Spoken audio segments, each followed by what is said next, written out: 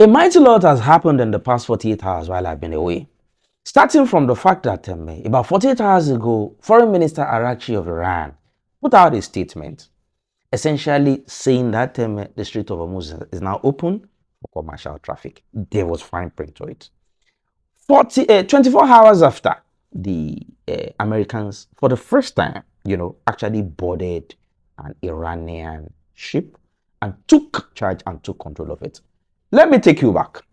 Like I said, 48 hours ago, Foreign Minister Araghchi of Iran put out a statement and said that the Strait of Hormuz is now open for business, open for traffic. However, people missed the fine print. He put out a long, proper, standard diplomatic statement. He did not just do a short Truth Social or Twitter or X tweet like President Trump does. So a lot of people missed the fine print, including and especially President Trump. I will tell you how that happened.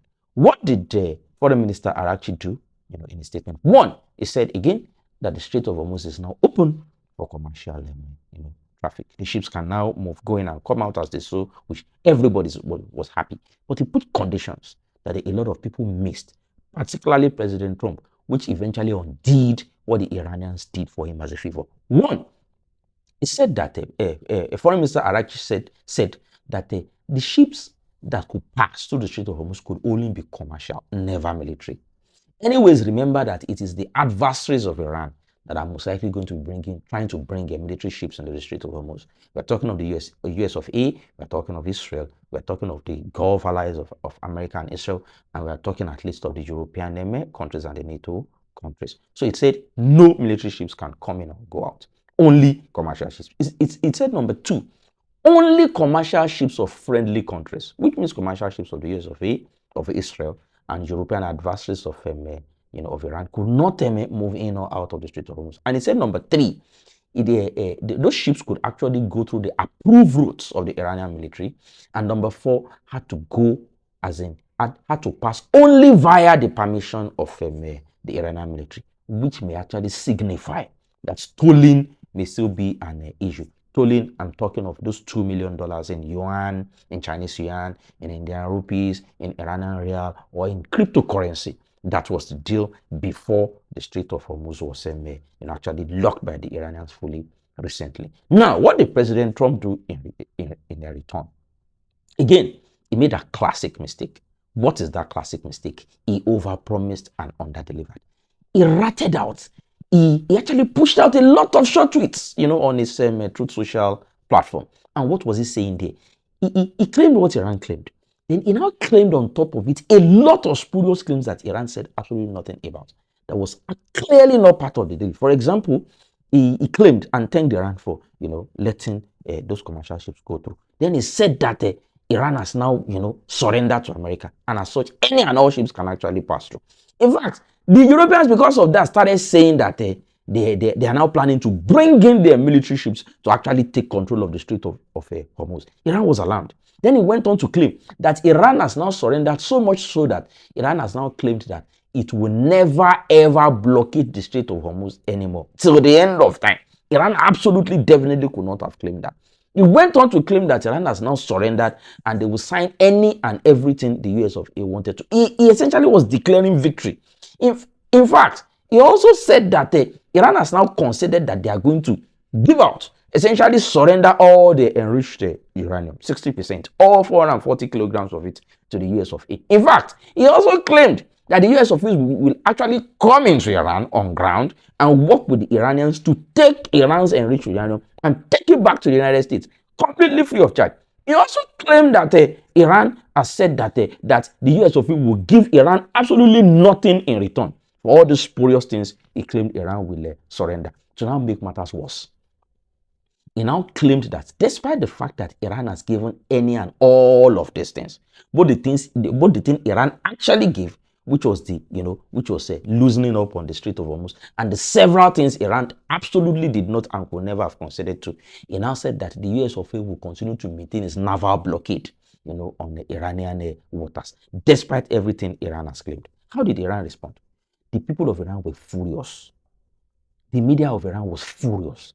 They started doing media and public opinion breakbacks against their leaders. How on earth can you start giving, the US of A and particularly President Trump all of these concessions? When did we talk about it? When did we agree to it? When did the deal happen? So the Iranian military was under pressure. The Iranian government and the leaders were under pressure. What happened? In less than 24 hours after Foreign Minister Arachi actually made that announcement, Iran had to actually lock the Strait of Hormuz back again. So we were back to square one. President Trump ended up losing everything in less than 24 hours. Why? Because again, he layered a lot of untruths, a lot of fake stuff on over the actual deliverable that Iran, surrendered. He ended up again over promising and under delivering, and he lost everything. To make matters worse, 24 hours ago, about 24 hours after Foreign Minister Arachi released his statement, the US of A, for the first time since this crisis started, actually boarded, shot at and took charge, essentially captured an Iranian ship, as an Iranian ship on the waters, of the Sea of Oman, of the Gulf of Oman. It has never happened before. Unprecedented. What happened? The ship is called the Tuska. The Tuska, that is the name of the ship. Quite big, close to the size of an aircraft carrier, actually. Those kind of ships that carry close to 2 million barrels of oil. That was the kind of ship. So there was a scuffle on the seas for close to 6 hours. They did the scuffle. Eventually, the American military ships actually fired the cannons into the engine room, of the Iranian ship, which essentially grounded its forces to stop. Then they boarded the ship with the helicopters and they took charge of the ship. It is now their own war booty, so to say, and even captured the crew and the family of the crew on the ship, essentially becoming a hostages. What did Iran do? Iran now said, in as much as the US of A has, boarded the ship, continued the blockade, they are not going to report to Pakistan for the next round of discussions of negotiations. Now, the problem is that President Trump is desperate for the next round of negotiations to happen, because that is about the only way this war can end and the pain at the pumps, can stop. The pain at the polls that is coming in November. Don't forget the midterm elections, the American midterm elections that are approaching in November. That is about the only way, President Trump can have a shot at possibly, clawing back and winning, the midterm elections for the Republicans. But this time around, the Iranians are saying they are not even showing up in Pakistan for the next round of negotiations. However, the time is ticking. Today is Monday, because by Wednesday night, it will be the end of the ceasefire as negotiated, 2 weeks.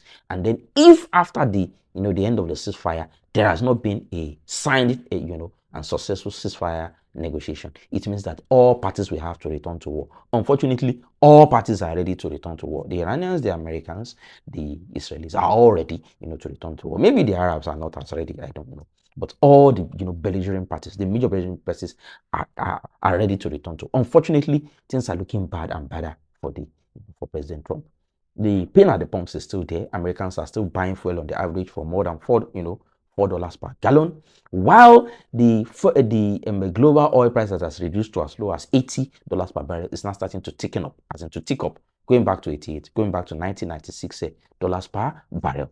Again, President Trump is in trouble again, because he overpromised and he ended up under delivering. As we speak, Vice President Vance of the US of E, who is the deputy of President Trump, is preparing to actually move on to Pakistan, again supported by Steve Witkoff and Jared Kushner, the old negotiator of the US of E, again to go and try to force, pressure a deal out of the Iranians. But the Iranians are saying, one of our ships is with you. You are blockading us. You have taken charge of our ships. You have captured our seamen and their families, and you're asking us to report in Pakistan to do a deal? No way! Release our ships first. Again, don't forget that this is one of the reasons why Mr. Medvedev, of Russia, insists that the Strait of Hormuz, capturing the Strait of Hormuz, has now become the nuclear deterrent, so to say, of Iran. It is essentially the Strait of Hormuz that they are using to wring everything they need to wring out of the Americans, including the ceasefire, no matter how imperfect it is in southern Lebanon and in the rest of Lebanon, in support of the Lebanese resistance. So that is about what has happened in the past 48 hours. Again, I'm sorry for not showing up for the past 48 hours. Life has gotten in the way. May God ease the affairs of all of us. Again, don't forget to subscribe and don't forget to toggle the notification button, particularly on YouTube, so that you can keep enjoying our content. Enjoy yourselves. Thank you very much.